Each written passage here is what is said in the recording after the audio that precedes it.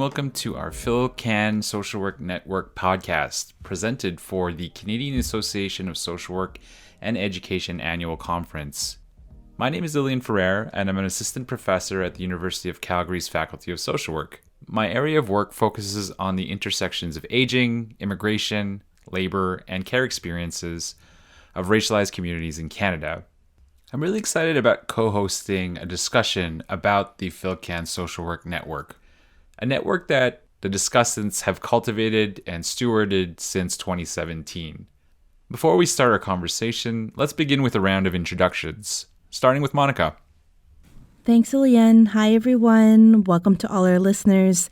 I'm Monica Batac, born and raised in Toronto, Toronto. I identify as a second-generation Filipina in the Canadian diaspora. I'm grateful to be living on the unceded territories of the Gihikanaga Nation in what is known as Montreal, Quebec. I've been here for the past 5 years. My parents immigrated to Canada in the 1980s from Tondo, Manila and Masanto, Pampanga. I'm a community practitioner and teacher, currently working on my PhD at the McGill School of Social Work, and I believe I'm the second Filipinx PhD student in this department after Ilyan, and along with Jackie Colting-Stoll, my good friend, we'll be working to really welcome in Nelly Alcaraz as the fourth Filipinx scholar organizer to join our department at the PhD level. My dissertation work focuses on this beautiful and growing community-based network of Filipino, Filipina, and Filipinx helpers and practitioners in the settlement, social services, and community services sectors. And more broadly, my work really tries to incorporate intergenerational knowledge sharing with elders, young people, and practitioners in different Filipino community organizations. Great, thank you, Monica. Let's go with Dr. Fritz Pino. Fritz? Hi there. My name is Fritz Pino. My pronoun is she and her. I am an assistant professor in the Faculty of Social Work of the University of Regina. I was born and raised in the Philippines and completed my master's and doctorate degree at the University of Toronto. My field of studies focuses on LGBTQ+ populations, racialized immigrants, and older adults. Great, thank you, Dr. Pino. And finally, we have Veronica Javier. Veronica? Hi, I'm Veronica Javier, currently working in a healthcare setting and also adjunct faculty at School of Social Work, York University.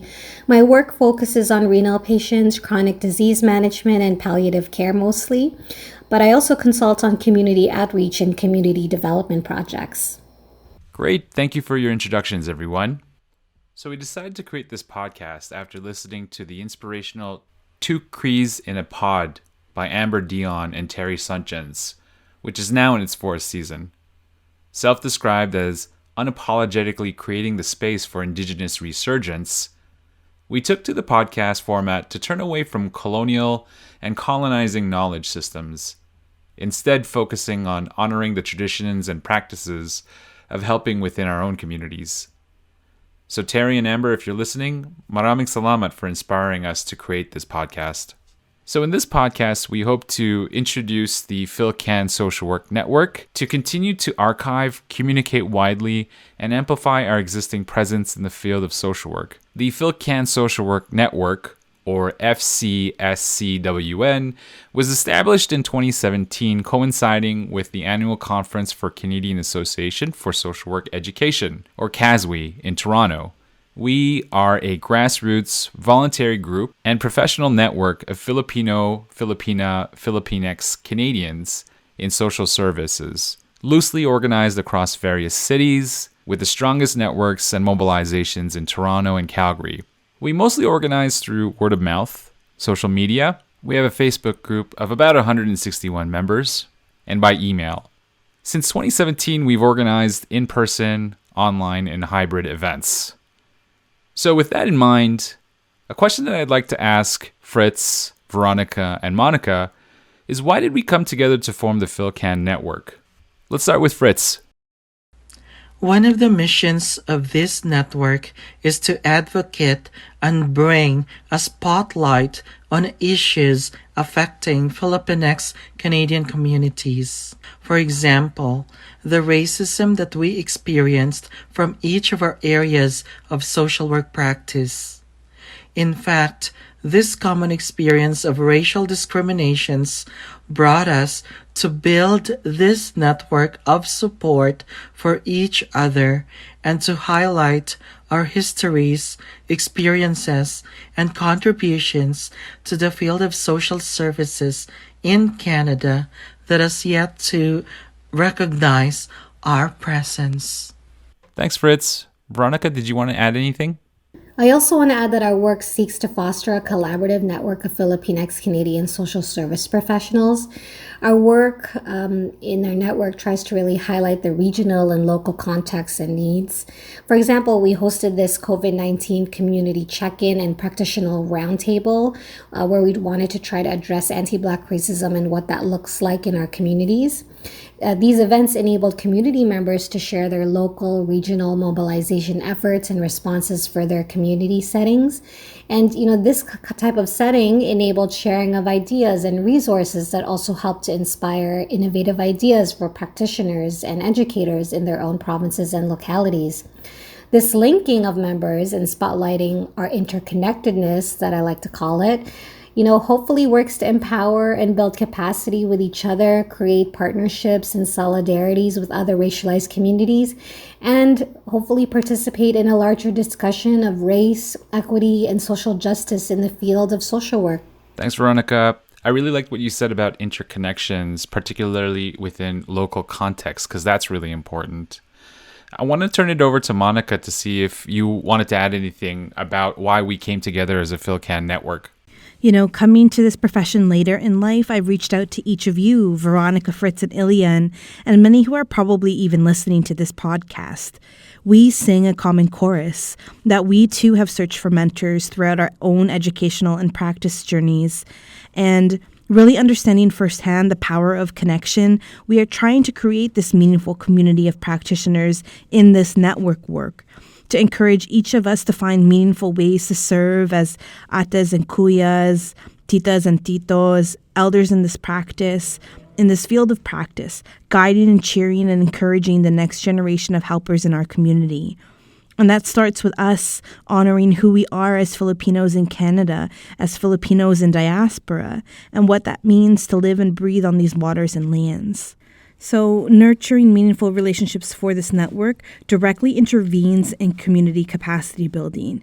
In other words, we really encourage students and practitioners alike to learn more about the various efforts within different Filipinx communities across this country.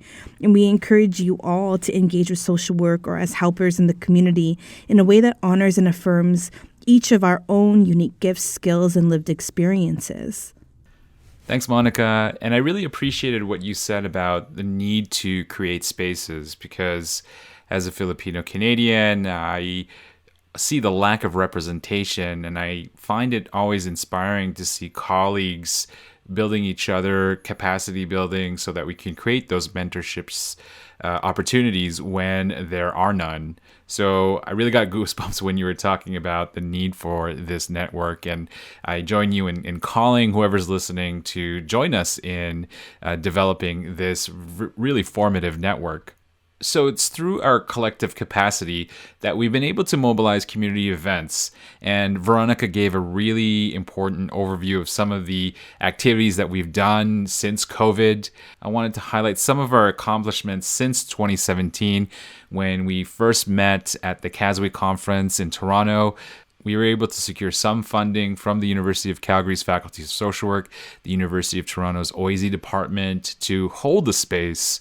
And since then, when we created the PhilCan Social Work Network in 2017, we've participated in different spaces. For instance, in spring 2018, the IRCC invited us for community consultations on Filipino caregivers. In 2018, during the CASWE conference in Regina, we hosted the first Filipinx Canadian panel on social work services. And that was hosted by myself, Monica Batac, Dr. Fritz Pino, Joe Espina, and Krista Sato, who is a PhD student at the University of Toronto's Faculty of Social Work. We also participated in Filipino Canadian Social Work in Toronto, an oral history in September 2018. In Alberta, we participated in the first Filipinos in Alberta Leadership Conference in 2018, and the second iteration is supposed to be held in 2021. In Vancouver 2019, we hosted a panel presentation with Kit Azores, Dr. Jessica Tikar, Monica Batac, Dr. Fritz, Pino, and myself, and we hosted a community dinner with Dr. Leonora Angeles from University of British Columbia. And to Monica's point, in terms of mentoring, in January 2020, we hosted a mentoring meet and greet in Toronto. And then more recently, we've had conversations with Senator Wanda Bernard on how to sustain this network. So we've been able to do a lot of work in such a short period of time. And I might add that it's been off the side of our desks. So a question I have for the panelists is, what do you envision for this network? Veronica, let's start with you. Vision for the network. Well, the big social work goal. I hope that we can harness our collective efforts to affect transformative change in the Filipinx Canadian communities and increase visibility of our multifaceted stories and representation in Canadian society. Lofty goals, no pressure, right? Let's go to Monica. So my own vision for this network remains super emergent. If anything, it gets revised and adapted, nurtured every day in my everyday engagements to build community within a practice space and to build this community for ourselves and with each other, and really turning towards the generation of practitioners, of helpers to come. I often talk about how I found deep and meaningful personal and professional meaning, real purpose in my life by virtue of my connections with many of the Tita or auntie practitioners in settlement in Toronto. These were the people who really encouraged me to study, to keep studying, and to commit my social work or community practice to serving the Filipino community as they have done. And I think about this network as a possibility to mobilize a broader decolonization effort amongst our youth and emerging practitioners, that perhaps by having this important space for ourselves, we can transform the ways that we as Filipinos, Filipinas, and Filipinx seek belonging and try to make home in Canada, and that this belonging and longing is not towards the Canadian nation state, but instead seeks to be in relationship, deep, reciprocal, and respectful relationship with different Indigenous and Black communities across the country, and that these are important solidarities to build amongst communities of color, and that more importantly, it helps us to make sense of why we have found our way to these particular lands and waters. So I'm really encouraged about the possibilities of this network. Thanks, Monica. And you make really excellent points about the potential for solidarity building with Indigenous and Black communities, particularly on decolonizing work. I also liked what you said about honoring the contributions of those before us and the pioneering work of our titos and titas who started the work before us as Filipino Canadians in this diaspora. Dr. Pino, what do you have to say? Another possibility that we envision in this network is to be able to incorporate our cultural and community knowledge to expand and enrich our existing practice, be it frontline work, research, community development, and education. This incorporation of cultural and transnational knowledge also means acknowledging and supporting the intersectionalities and diversity within the Filipinx Canadian diaspora, especially in terms of gender and sexuality, class, ability, migration histories, religious affiliations, and many others. Thanks for that reminder, Fritz, about thinking about the intersectionalities and diversities that exist within members of our own community. So absolutely important.